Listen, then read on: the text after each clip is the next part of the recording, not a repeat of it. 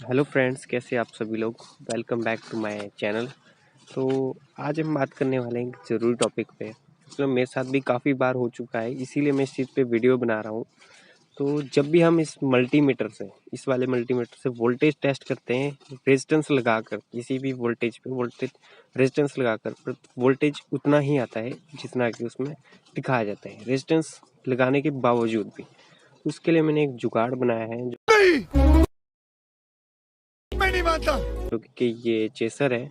इसको आप other voltages 50 volt तक टेस्ट कर सकते हो इससे, और आप इसको बेस एलईडी या फिर स्पीकर के आउटपुट में लगाकर आप इसको